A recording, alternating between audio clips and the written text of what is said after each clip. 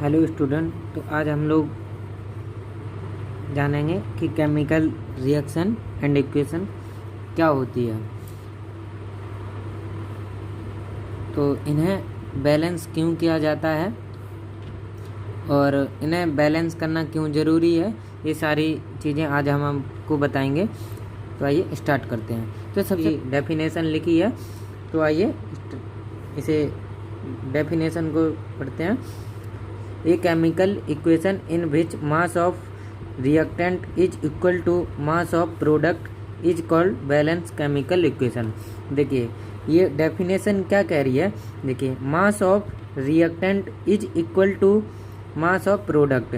जितना mass reactant में है उतना ही किस में होना चाहिए, प्रोडक्ट में। दोनों में क्या होना चाहिए, इक्वल होना चाहिए। तो वो क्या होती है, केमिकल बैलेंस केमिकल इक्वेशन होती है। ठीक है, बैलेंस केमिकल इक्वेशन कह दो या फिर बैलेंस केमिकल रिएक्शन कह दो, बात दोनों सेम ही है। ठीक है, जो रिएक्शन होती है उसी को ही इक्वेशन फॉर्म में लिख देते हैं तो वो इक्वेशन बन जाती है। और यहाँ पे हम यदि आप बैलेंस केमिकल रिएक्शन लिख दोगे तो भी सही है। ठीक है, तो इस तरीके से हम बैलेंस केमिकल रिएक्शन करते हैं। तो आइए अब आगे बढ़ते हैं कि और इसे थोड़ा डिटेल में पढ़ते हैं। A chemical equation in which the number of atoms of each element of reactant is equal to number of atom of each element in product. देखिए इसमें क्या कह रहा है, the number of atom of each element. जितने भी reactant के element है ना, उनका क्या होना चाहिए, एटॉमिक नंबर है वो देखो यहाँ पे क्या लिखा हुआ है, the number of atom of each element of reactant.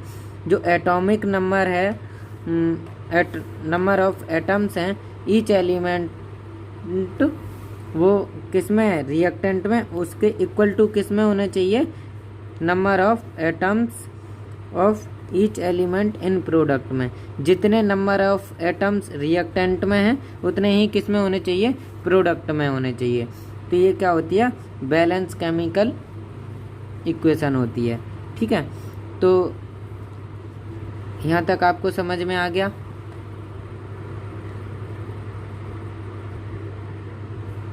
आइए अब मैंने यहाँ पे कुछ एग्जाम्पल्स लिए हैं तो उनको आइए देखते हैं। देखो तो आइए देखते हैं, ये क्या है, हमारा मैग्नीशियम है 1 और यहाँ पर कितना है ऑक्सीजन 2। तो अब यहाँ पर कितना है, मैग्नीशियम 1 है और ऑक्सीजन कितना है 1 है। तो अभी तो ये अनबैलेंस है क्योंकि यहाँ पे देखो मैग्नीशियम 1 है, यहाँ पर भी मैग्नीशियम 1 है। ठीक है, यहाँ पर ऑक्सीजन 2 है लेकिन यहाँ पर 1 ऑक्सीजन है। तो ये क्या हो गया, अनबैलेंस हो गया। जो अनबैलेंस होती है केमिकल इक्वेशन, उसे हम दूसरे नाम से किस नाम से जानते हैं, स्केलेटल केमिकल इक्वेशन के नाम से भी हम लोग जानते हैं। तो अब आइए जानते हैं कि इसे बैलेंस कैसे करते हैं। तो देखो यहाँ पर 2 मैग्नीशियम था और यहाँ पर यहाँ पे सिंगल मैग्नीशियम था और 2 ऑक्सीजन था, और यहाँ पर सिंगल मैग्नीशियम है और सिंगल ऑक्सीजन है। तो यहाँ पर देखो मैंने 2 लगा दिया, तो यहाँ पे देखो 2 मैग्नीशियम हो गए और 2 ऑक्सीजन हो गए। ठीक है, तो इधर ये प्रोडक्ट में हमने 2 लगा दिया तो 2 मैग्नीशियम 2 ऑक्सीजन हो गए हैं। ठीक है, अब यहाँ पर तो 2 हमारे ऑक्सीजन थे, यहाँ पर हमारे 2 ऑक्सीजन है, तो यहाँ पर भी 2 ऑक्सीजन है। अब यहाँ पर 2 मैग्नीशियम है तो यहाँ पर भी हमने 2 लगा दिया है, तो ये 2 हमारे मैग्नीशियम भी हो गए। ठीक है, तो अब आप देख सकते हैं ये बैलेंस हो चुकी है। आइए एक बार मैं आपको दोबारा से बताता हूँ। देखिए यहाँ पर ये 2 मैग्नीशियम है 2 ऑक्सीजन है। अब यहाँ पर ये 2 है, 2 से ये यहाँ पर कोई साइन नहीं है तो आपको ये तो पता ही होगा कि ये इनटू होता है सब में। तो देखो 2 मैग्नीशियम है और 2 ऑक्सीजन है। ठीक है, तो इस तरीके से आप बैलेंस केमिकल इक्वेशन करेंगे। तो आइए अब जानते हैं कि बैलेंस केमिकल इक्वेशन करते क्यों हैं। तो देखिए इसे करने के लिए एक जो रूल है वो फॉलो होता है लॉ ऑफ कंजर्वेशन ऑफ मास। तो जो ये नियम है ये खराब ना हो, वॉइड ना हो, इस वजह से हम बैलेंस करते हैं अपनी केमिकल इक्वेशन को। देखिए ये क्या कह रही है definition, according to law of conservation of mass in a chemical reaction mass can neither be created nor be destroyed. जो हमारा मास होता है रिएक्शन होने से पहले या फिर होने के बाद में, वो क्या होता है, जितना पहले था उतना ही बाद में होता है, ये कभी कम ज़्यादा नहीं होता है। तो यही चीज़ यहाँ पे लिख रखी है कि ना तो हम उसे ख़त्म कर सकते हैं और ना ही उसे हम मिटा सकते हैं, ठीक है, ना ही तो हम उसे मतलब डिस्ट्रॉय कर सकते हैं, ख़त्म कर सकते हैं, और ना ही क्रिएट कर सकते हैं, ठीक है। तो ये चीज़ आपको समझ में आ गई होगी अच्छे से। अब आइए आगे बढ़ते हैं। तो यहाँ पे मैं आपको कुछ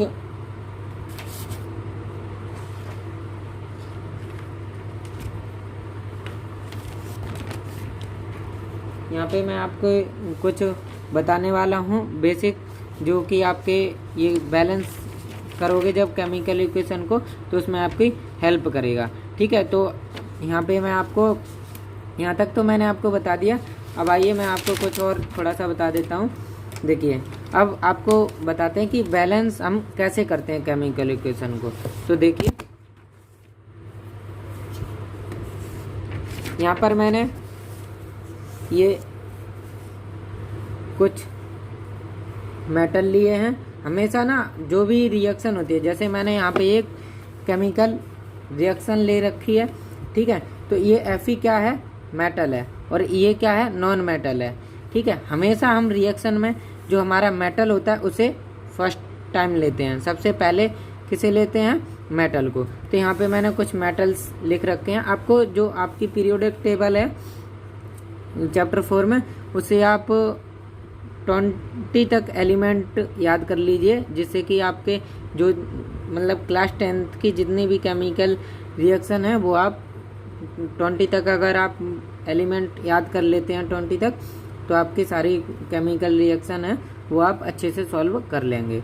तो यहाँ पे देखो मैंने कुछ नॉन मेटल लिए हैं और कुछ नॉन मेटल लिए हैं जो कि आपको पता होने चाहिए। तो देखिए सबसे पहले हम जानते हैं नॉन मेटल क्या होते हैं। तो मेटल में क्या होता है, आयरन जिसे हम Fe से डोनेट करते हैं, कॉपर को Cu से, गोल्ड हो गया, सिल्वर हो गया, एल्युमिनियम हो गया, कैल्शियम हो गया, मैग्नीशियम हो गया, और लिथियम है, पोटेशियम है, बेरियम है और सोडियम है। ये हमारे कुछ क्या हैं, मेटल्स हैं। और आइए अब हम जानते हैं कि नॉन मेटल्स क्या होते हैं। तो यहाँ पे मैंने कुछ नॉन मेटल्स के भी एग्जांपल लिए, जैसे कि कार्बन हो गया, सल्फर हो गया, नाइट्रोजन हो गया, हाइड्रोजन हो गया, ऑक्सीजन हो गया, क्लोरीन हो गया, ब्रोमीन हो गया। ये हमारे क्या हैं, कुछ नॉन मेटल हैं, ठीक है। तो आइए अब हम जानते हैं कि केमिकल रिएक्शन को बैलेंस कैसे करते हैं, ठीक है। अभी तक मैंने आपको बताया कि केमिकल जो हमारी बैलेंस केमिकल रिएक्शन होती है उसे हम, या फिर केमिकल इक्वेशन होती है उसे हम क्यों बैलेंस करते हैं, क्यों ज़रूरी है, ठीक है। तो आइए अब हम आपको बताते हैं कि केमिकल इक्वेशन को बैलेंस करना क्यों ज़रूरी है। देखो क्यों ज़रूरी है, ये तो मैंने केमिकल इक्वेशन को कैसे बैलेंस करते हैं। तो आइए देखिए यहाँ पे देखिए आप Fe जो हमारा आयरन है वो कितना है, 1 है, ठीक है। H2O यहाँ पर जो हमारा हाइड्रोजन है वो कितना है, 2 है, ऑक्सीजन सिंगल है, ठीक है। ये किसका फॉर्मूला है, पानी का, H2O, ठीक है, वाटर। यहाँ पे देखिए Fe3, यहाँ पर जो आयरन है वो हमारा कितना है, 3 है। तो सबसे पहले हमें नॉन मेटल जो हमारे मेटल्स होते हैं उनको बैलेंस करते हैं, ठीक है। तो यहाँ पे Fe हमारा आयरन मेटल है, यहाँ पे देखिए मैंने मेटल में लिख रखा है आयरन को। तो देखिए Fe हमारा कितना है, 3 है। तो सबसे पहले हम मेटल को कर लेंगे। तो देखिए अब यहाँ पे 3 Fe हो गए हमारे, 3 आयरन है यहाँ पे और 3 आयरन यहाँ पे। तो अब देखिए यहाँ पे हाइड्रोजन कितना है, 2, लेकिन यहाँ पर भी 2 है। अब यहाँ पर ऑक्सीजन कितना है, 4, लेकिन यहाँ पर तो ऑक्सीजन एक ही है, सिंगल है। तो इसे हम कैसे करेंगे, अब देखो यदि हम यहाँ पर 4 है ऑक्सीजन तो यहाँ पर भी हम 4 कर देंगे, लेकिन अब देखो जैसे ही हमने 4 किया तो ऑक्सीजन तो हमारा 4 हो गया, लेकिन हमारा हाइड्रोजन कितना हो गया, 4 दूनी 8 या फिर 2 चौक 8 कर लो। तो हमारा जो हाइड्रोजन है वो कितना हो गया, 8 हो गया है। तो अब हम इसे कैसे करेंगे, तो यहाँ पर 4 से इंटू कर देंगे। तो अब ये देख सकते हैं आप कि ये जो रिएक्शन है वो जो इक्वेशन है वो क्या हो चुकी है, बैलेंस हो चुकी है। 3 हमारे आयरन है, 8 हमारे हाइड्रोजन है और 4 हमारे क्या हैं, ऑक्सीजन है। तो यहाँ पर भी 3 हमारे आयरन है Fe, और जो हमारा ऑक्सीजन है वो यहाँ पर भी 4 है, यहाँ पर भी 4 है, और यहाँ 8 हाइड्रोजन है, यहाँ पर भी 8 हाइड्रोजन है। ठीक है, तो आइए अब आगे बढ़ते हैं, अगली करते हैं सेकंड वाली। तो यहाँ पे देखिए CO यहाँ पर सिंगल है, यहाँ पर भी देखिए आप ये देखो CO दे रखा है प्लस H2 दे रखा है, हाइड्रोजन दे रखा है, और यहाँ पर कितना दे रखा है, CH3 प्लस O और ये H दे रखा है। तो यहाँ पर H3 ये हो गया, 3 हाइड्रोजन ये रहे और 1 ये रहा, तो 4 हाइड्रोजन हो गई है। अब यहाँ पर देखो CO और यहाँ पर भी CO, यहाँ सिंगल O है, यहाँ पर भी C सिंगल है, यहाँ पर देखो सिंगल है, ये भी C सिंगल है और O भी सिंगल है। तो ये दोनों तो यहाँ पर भी बैलेंस है और यहाँ पर भी बैलेंस है। लेकिन यहाँ पर देखो आप हाइड्रोजन कितना है, टोटल 4 है, यहाँ पर कितना है 2, तो यहाँ पर 2 से इंटू कर देंगे और ये क्या हो गई, बैलेंस हो गई है। ठीक है, तो यहाँ तक मैंने आपको ये बता दिया बैलेंस करना। आइए आप लास्ट करते हैं क्वेश्चन नंबर, जो इक्वेशन नंबर 3 है। देखो यहाँ पर बेरियम है और प्लस क्लोराइड है। ठीक है, तो बेरियम 1 है, क्लोराइड 2 है, और यहाँ पर हाइड्रोजन 2 है और SO4 S 1 है, सल्फर 1 है, और जो हमारा ऑक्सीजन है वो कितना है, 4 है। ठीक है, तो यहाँ पर तो ये रहा और ये SO4 दोनों इक्वल है, यहाँ बेरियम भी इक्वल है और यहाँ पर भी बेरियम इक्वल है। तो देख सकते हैं आप जितना बेरियम यहाँ पर है उतना ही यहाँ पर है, जितना SO4 यहाँ है उतना ही यहाँ पर है। अब दिक्कत कहाँ पे आ रही है कि Cl2 यहाँ पर क्लोरीन 2 है, बेरियम यहाँ पर क्लोराइड कितना है, यहाँ पर क्लोराइड कितना है, 2 है, और यहाँ पर कितना है, सिंगल है।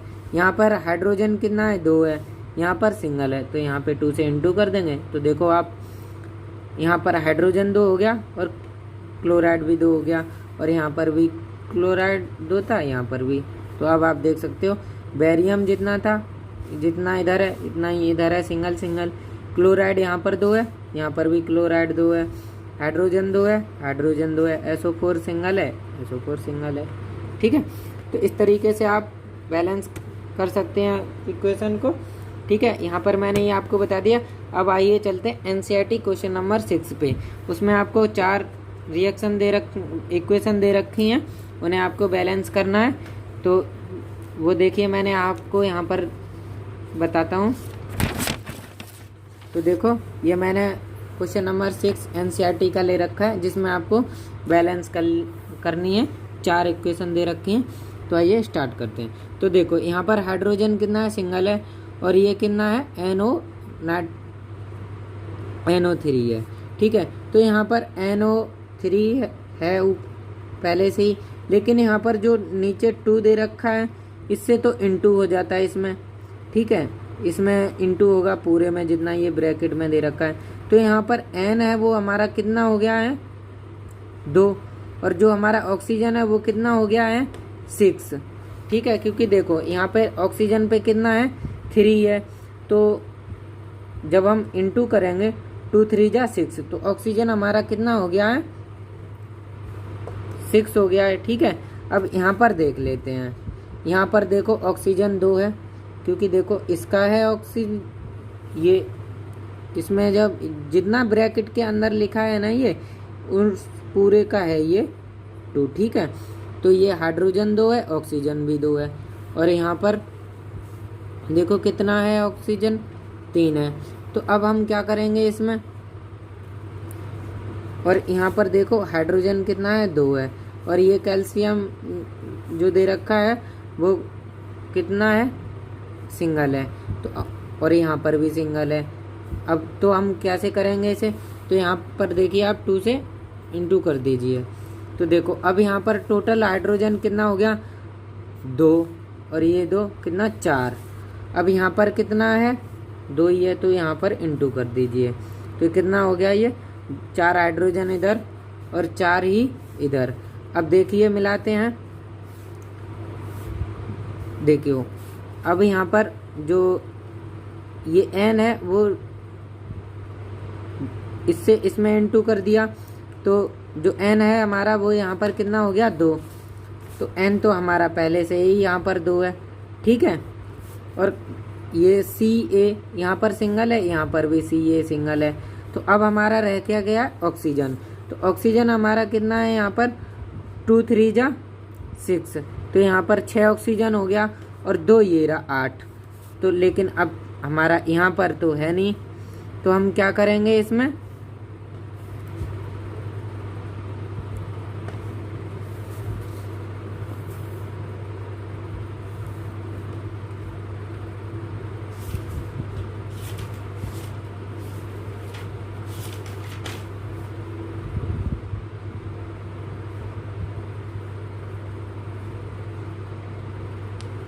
तो अब आप देख सकते हैं कि ये इक्वेशन है वो बैलेंस हो चुकी है, ठीक है।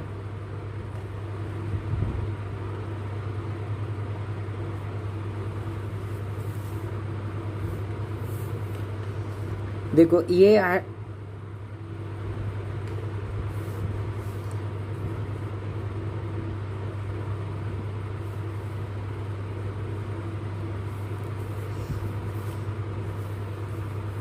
आइए अब आगे बढ़ते हैं। तो देखो यहाँ पर जो Na है वो सिंगल है, और यहाँ पर क्या है, OH, ये ऑक्सीजन है, ये हाइड्रोजन है, ठीक है। तो यहाँ पर कितना दे रखा है, हाइड्रोजन 2 दे रखा है, और यहाँ पर SO4 सिंगल। तो यहाँ पर देखिए सबसे पहले यहाँ ऐसे करके आप मिला लीजिए, SO4 ठीक है, सिंगल सिंगल है दोनों में, ठीक है। अब देखिए यहाँ पर हाइड्रोजन 2 है, यहाँ पर भी हाइड्रोजन 2 है, ठीक है। अब यहाँ पर देखो O कितना है, ऑक्सीजन सिंगल है, तो अब यहाँ पर कितना है, वो हाइड्रोजन भी यहाँ पर सिंगल है, ठीक है। लेकिन यहाँ पर देखिए आप Na2 है, यहाँ पर Na कितना है, 2 है, और यहाँ पर कितना है, सिंगल है। तो यहाँ पर क्या कर देंगे, जैसे ही Na2 है यहाँ पर, तो यहाँ पर तो सिंगल है, तो आप डायरेक्ट क्या कर दिए, 2 से इंटू कर दीजिए। तो देख सकते हैं आप यहाँ पे 2 Na यहाँ पर हो गया, 2 Na यहाँ पर हो गया है, ठीक है। तो अब ये जो हमने 2 लगाया वो तो ये पूरे का है ना, तो 2 ऑक्सीजन यहाँ पर हो गए, और 2 हाइड्रोजन हमारे यहाँ हो गए, और 2 ये रहे, देखो 2 ऑक्सीजन ये रहे, तो हमने यहाँ पर ये इंटू कर दिया। तो अब हमारे कितने हो गए, ऑक्सीजन 2 हो गए हैं, ठीक है। अब हाइड्रोजन हमारे कितने हो गए, 2 हाइड्रोजन ये रहे और 2 हाइड्रोजन ये रहे, तो 4 हो गए। अब आप इनसे इंटू करेंगे, इसमें 2 2 जा 4 हो गया, तो 4 हो गया ना हाइड्रोजन। तो ये देख सकते हैं आप बैलेंस हो चुकी है। अगर आपको ये बैलेंस नहीं आ रहा है ना, एक बार आप वीडियो बैक करके देखें तो आपको समझ आ जाएगा, और प्रैक्टिस करना आप NCERT के जो क्वेश्चन नंबर 6 की है, तो आपको अच्छे से समझ में आ जाएगा। तो आइए अब आगे बढ़ते हैं इक्वेशन नंबर 3 पे, ठीक है। हालांकि बुक में तो C डाल रखा है, तो मैंने भी यहाँ पे C डाल रखा है, ठीक है। तो यहाँ पे देखिए Na सिंगल है, यहाँ पर Cl भी सिंगल है, यहाँ पे Ag सिंगल है, और NO3 यहाँ पर देखिए सिंगल है, यहाँ पर भी NO3 है, ठीक। और यहाँ पर देखिए Ag सिंगल है, यहाँ पर भी Ag सिंगल है, ठीक। तो ये दोनों तो बन गए, ये भी है और ये दोनों बैलेंस हो चुके हैं, ठीक है। अब आ जाइए बात करते हैं इस Na की। तो ये सिंगल है, यहाँ पर भी सिंगल है, ठीक। ये क्लोराइड सिंगल है, ये भी सिंगल है, इसमें कोई नंबर तो लगानी है, तो ये सिंगल है सारे। इसमें भी देखो आप CL में कोई नंबर यहाँ नहीं लगा तो यहाँ पर भी नहीं लगा है, इस NA में कोई नंबर नहीं लगा है तो यहाँ पर भी कोई नंबर नहीं लगा है, इस AG में कोई नंबर नहीं लगा है तो ये सिंगल है, ये भी देखो सिंगल है। यहाँ NO3 इसमें नंबर लगा है 3 NO3 तो यहाँ पर भी NO3। तो देखिए ये क्या है, पहले से ही बैलेंस है, ठीक है।